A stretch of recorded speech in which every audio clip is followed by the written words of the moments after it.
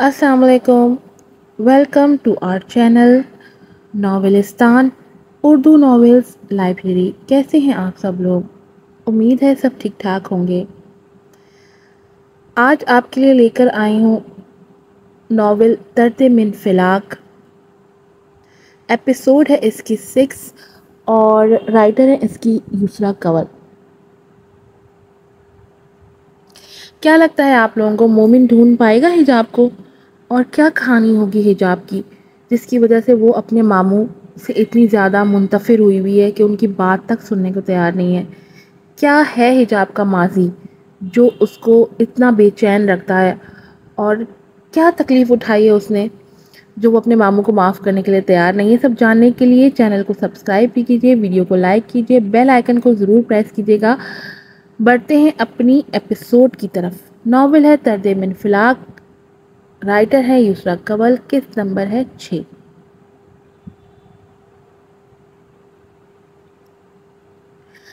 صبح کی روشنی نے رات کے اندھیرے کو نگل لیا تھا. وہ اندھیرے جو سب کچھ چھپا لیتے ہیں، احساسات بھی. ان کی جگہ اب روشنی نے لے لی تھی اور ہر چیز کو واضح کر دیا تھا سوائے احساسات کے.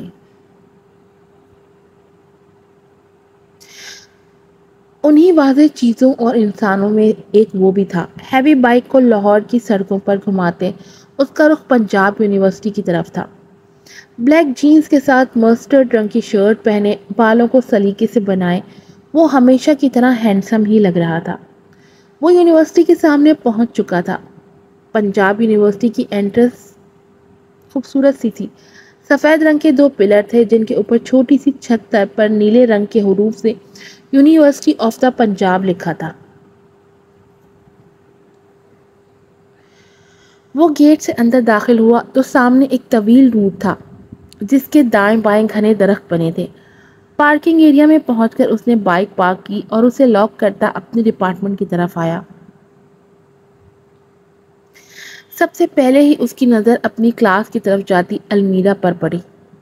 وہ اسے دیکھ کر وہیں رک گیا.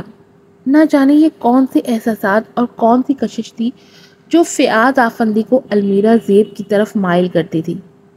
المیرا اس وقت گرین ابائے میں تھی، ہم رنگ حجاب لیے ہوئے تھی جس میں سے ہمیشہ کی طرح صرف اس کی سرمئی آنکھیں ہی واضح تھی. اور یہ آنکھیں ہی تھیں جنہوں نے کئی دنوں سے فیاض آفندی کو دل میں انتشار پیدا کیا ہوا تھا. وہ خود بھی نہیں جانتا تھا کہ کیوں. کیا صرف اس لیے کہ وہ آنکھیں خوبصورت تھیں؟ ان کی ساکھ خوبصورتی کی علامت تھی؟ نہیں، اس نے اپنی زندگی میں اس سے بھی زیادہ خوبصورتی دیکھی تھی. تو پھر کیا وجہ تھی؟ اور وجہ فیاض کے سامنے تھی. ان آنکھوں میں تیرتی بے چینی، اضطراب، یہ سب اپنا اپنا سا لگتا تھا. بالکل ایسے جیسے المیرا زیب کے تقریر میں کہے گئے الفاظ اپنے اپنے سے لگے تھے.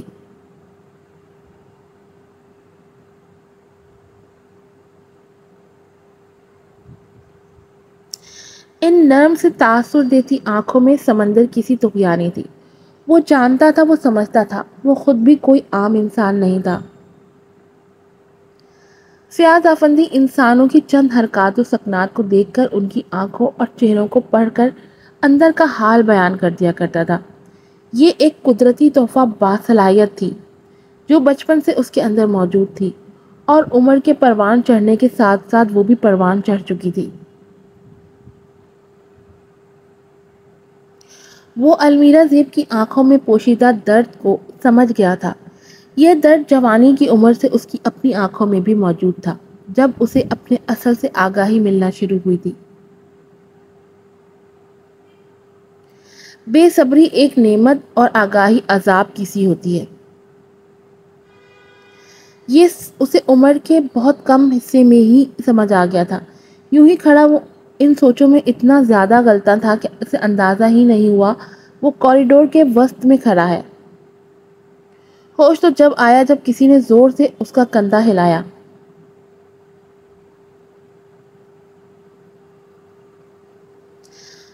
او بھائی، مجھے کہتا ہے کہ میں کھڑے کھڑے یا بیٹھے بیٹھے کون سے مراقبے میں چلا جاتا ہوں. یہ بتا، یہ خود کوریڈور کے درمیان میں کھڑا ہو کر تو کون سا منتر پڑھ رہا ہے؟ وہ بھی اتنا کم گو ہو کر کہ ارد گرد کا کوئی ہوش بھی نہیں ہے موصوف کو۔ مومن کافی دیر سے کلاس میں بیٹھا فیاض کا انتظار کر رہا تھا۔ جب کافی وقت گزرنے کے پر بھی وہ نہیں آیا تو وہ اسے کال کرنے باہر آ گیا۔ باہر آتے ہی اس کی نظر فیاض پہ پڑی جو ارد گرد سے بیگانہ نہ جانے کون سے خیالات میں گم تھا۔ اس کی باتوں سے فیاض کو احساس ہوا کب سے یوں ہی کھڑا اپنی سوچوں کے سمندر میں ڈوبا ہوا تھا۔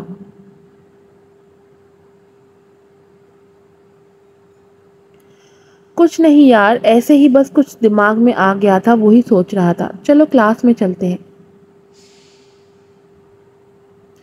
وہ اس کو پکڑے اور اپنی سوچوں کو جھٹکتے وہاں سے جانے لگا۔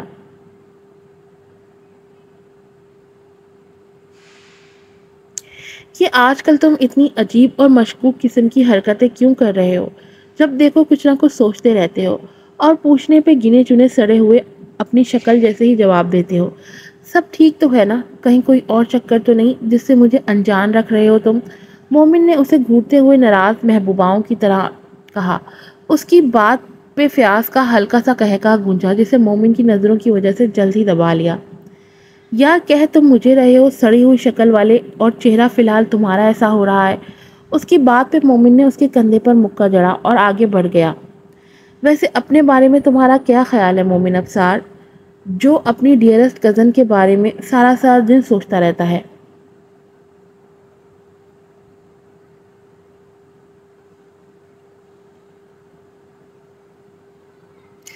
اس کے پیچھے جاتے ہوئے فیاض نے ایک بار پھر اسے تنگ کیا۔ کچھ دن پہلے ہی مومن نے فیاض کو ساری بات بتائی تھی اور اب وقتاً فوقتاً وہ اسے ایسے ہی تنگ کیا کرتا تھا۔ مومن اور فیاض کے بیچ میں کوئی بھی بات راز نہیں ہوتی تھی، کیونکہ دوستی میں راز نہیں رکھے جاتے۔ یہ دوست اور دوستی دونوں کی توہین ہوتی ہے۔ بھلا جس انسان سے آپ کو رغبت ہو اور آپ کو اس پر اعتبار بھی ہو تو کیا اس سے باتوں کے راز رکھنے کا کوئی جواز بنتا ہے؟ فیاض کی بات پر مومن کو جی بھر کر تاؤ آیا۔ اس کی یہ کزن اسے ہر ایک سے تنگ کروانے کا باعث بنتی ہے۔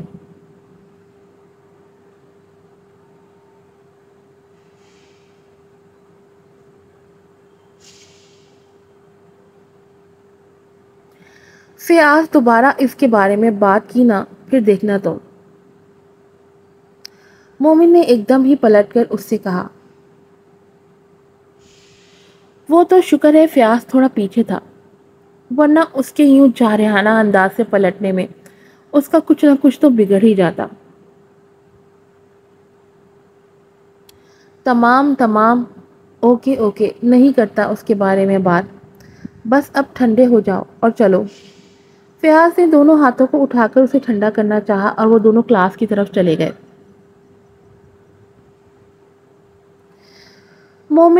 فیاض جانتا تھا مومن کو اپنی کزن پلس منگیتر پسند نہیں ہے۔ وہ اسے ابھی المیرا کے بارے میں بھی اس لیے نہیں بتا رہا تھا کیونکہ ابھی اس کے لیے یہ بات کوئی ایسی قابل ذکر نہ تھی۔ المیرا اب بھی اس کے لیے بہت خاص نہیں تھی، پر کون جانے آگے کیا ہونے والا تھا۔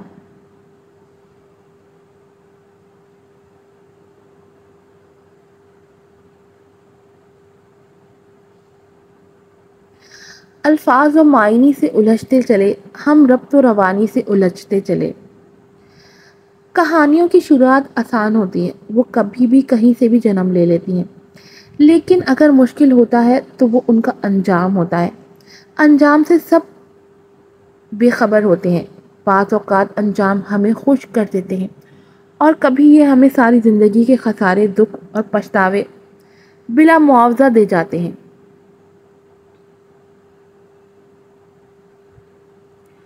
ہر کہانی دلچسپ لگتی ہے اگر اس کا انجام نہ معلوم ہو تو۔ یہ کہانی بھی اس کے لیے دلچسپ تھی اب تک، کیونکہ مومن ابصار ہی اس کا انجام سے انجان تھا۔ فضا میں دھند لپٹی ہوئی تھی، تازگی سے بھری شام ہر طرف اپنے پر پھیلائے انسانوں کو مسرور کیے ہوئے تھی۔ سردیوں کی شامیں عجیب سرد سی ہوتی ہیں، پر اس کے برس آج کی شام خوشگوار تھی۔ سورج کا دور دور تک کوئی اتا پتا نہ تھا، سیاہ بادل آسمان پر پھیلے تھے۔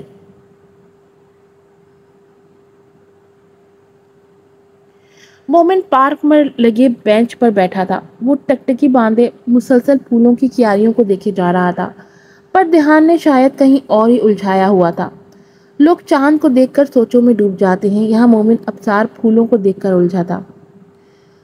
جو لوکیشن احمد نے اس کو بتائی تھی وہ اب تک وہاں نہیں گیا تھا، یا شاید وہ جانا نہیں چاہ رہا تھا۔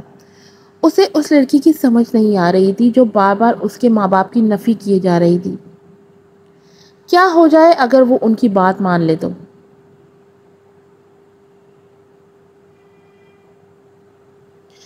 آج تک جو کچھ اس کی ماں اسے بتاتی آئی تھی، اس کا لبے لباب اسے یہی سمجھ آتا تھا کہ وہ مومن کا پھپھو کے انتقال کے بعد چھوٹی عمر میں ہی سب کو چھوڑ کے چلی گئی اور اب وہ ان کے ساتھ رہنا نہیں چاہتی تھی۔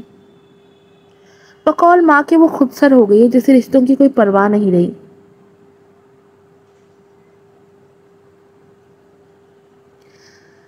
مومن کو یہ ساری باتیں سچ لگتی تھیں کیونکہ اس کے مطابق مائیں بچوں سے جھوٹ نہیں بولتی۔ وہ بیٹھا یہی سوچ رہا تھا کہ وہ کیا کرے، کیا اسے اپنی کزن سے ملنا چاہیے۔ پتہ نہیں کیوں پر اسے کوئی بات تو اس سارے قصے میں عجیب لگ رہی تھی جو وہ سمجھ نہیں پا رہا تھا۔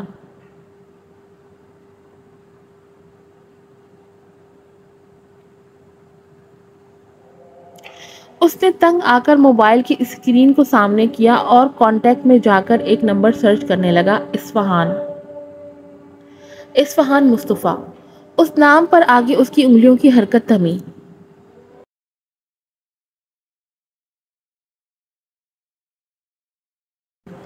اور اس نے انہیں کال ملا لی۔ اصفہان مصطفیٰ ایک بہت جانے مانے کاؤنسلر اور موٹیویشنل اسپیکر تھے۔ وہ لوگوں کے مسائل کو بہت آسانی سے حل کر دیا کرتے تھے۔ بعض لوگوں کا کہنا تھا کہ اصفہان مصطفیٰ کو کاؤنسلر کی بجائے پولیس یا پھر اسی طرح کی کسی اور فیلڈ میں ہونا چاہیے تھا، پر وہ کیریئر کاؤنسلنگ کیا کرتے تھے۔ لیکن کون جانے اصفہان مصطفیٰ کیا ہے؟ کیا وہی جو لوگ دیکھے تھے یا پس پردہ کہانی کچھ اور تھی؟ کہانیاں کب رخ بدل جائیں کسی کو کیا پتا۔ کال اب بھی جا رہی تھی اور وہ اس کے یس ہونے کے انتظار میں تھا۔ جیسے ہی کال یس ہو گئی اس نے موبائل کان سے لگاتے بات کا آغاز کیا۔ السلام علیکم سر، کیسے ہیں آپ؟ مومن نے لہجے کو نارمل رکھتے ہوئے کہا۔ وعلیکم السلام، ہم ٹھیک ہیں بیٹا، پر آپ ہمیں ٹھیک نہیں لگ رہے۔ ان کی آواز دھیمی اور نرمی سے لبریز تھی۔ وہ بہت خوبصورت بولتے تھے۔ وہ اس کے بتائے بغیر ہی سمجھ گئے تھے کہ وہ کسی الجھن کا شکار ہے۔ آپ کو کیسے پتا چل جاتا ہے کہ میں پریشان ہوں، جبکہ میں نے اپنے لہجے سے بھی ظاہر نہیں ہونے دیا، اور صرف سلام ہی تو کیا تھا میں نے ابھی۔ مومن نے اپنی حیرت ان پر ظاہر کی تھی تو دوسری طرف وہ ہلکا سا مسکرائے تھے۔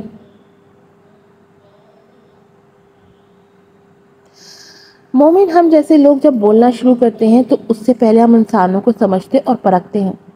ہم انسانوں کو کتاب کی طرح پڑھنا سیکھتے ہیں، ان کے عام سے لہجوں میں چھپا اضطراب کھوجنا سیکھتے ہیں، اور یہ کوئی استاد نہیں سکھاتا، کچھ صلاحیتیں خدا کی دین ہوتی ہیں۔ اب آپ بتائیں کیا بات ہے جس نے آپ کو الجھا کر رکھا ہوا ہے؟ وہ اپنی بات مکمل کرتے آخر میں اس سے سوال کرنے لگے جو ہمیشہ کی طرح ان کے طرز تخاطب میں کھویا ہوا تھا۔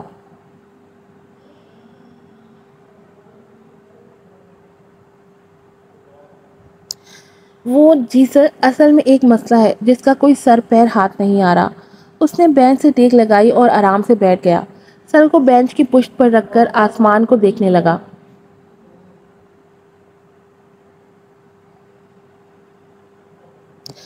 کیا مسئلہ ہے؟ آپ مجھے پوری طرح تفصیل سے بتاؤ۔ ان کے پوچھنے پہ مومن نے انہیں حجاب کے بارے میں وہ ساری باتیں بتا دیں جو اس کی ماں نے اسے بتائی تھی۔ اس کی بات سن کر وہ کچھ دیر خاموش رہے اور پھر کہنا شروع ہوئے۔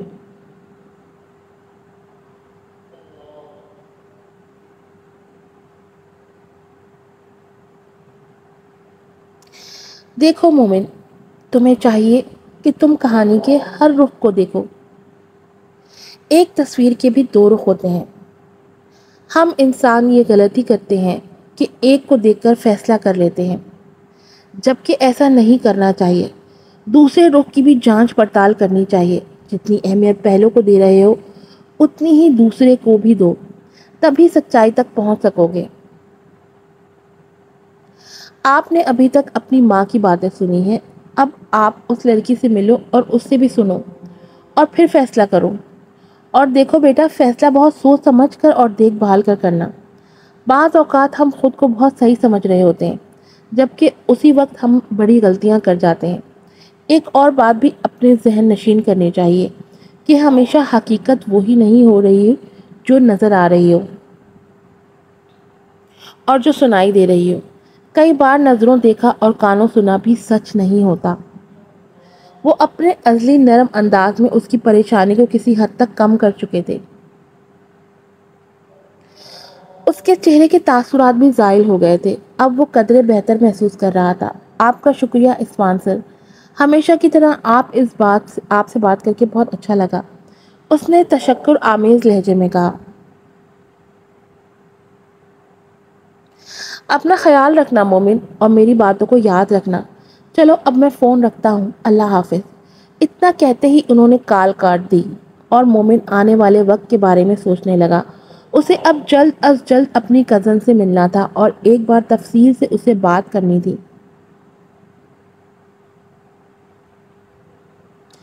اصفہان مصطفیٰ سے وہ ایسے ہی کیریئر کاؤنسلنگ کے ایک ایونٹ میں ملا تھا اور جب سے اب تک وہ ان سے رابطے میں رہتا تھا. ان کا انداز، باتیں اور لہجہ اسے ہمیشہ بہت متاثر کرتا تھا. وہ اپنی ہر وہ پریشانی ان سے بیان کرتا تھا جس کا اسے حل سمجھ نہیں آتا تھا. وہ کچھ فیصلے کرتا وہاں سے اٹھا اور گھر کی جانب چل دیا. وقت نے مسکرا کر اس لڑکے کو دیکھا تھا، کیونکہ یہ وقت کا تقاضا ہے کہ انسان اپنے ہی فیصلوں میں قائم نہیں رہ پاتا.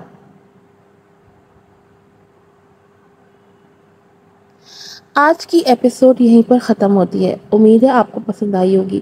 آپ کی رائے کا انتظار رہے گا. آپ سے پھر ملوں گی ایک نئے ناول اور ایک نئی ایپیسوڈ کے ساتھ. السلام علیکم.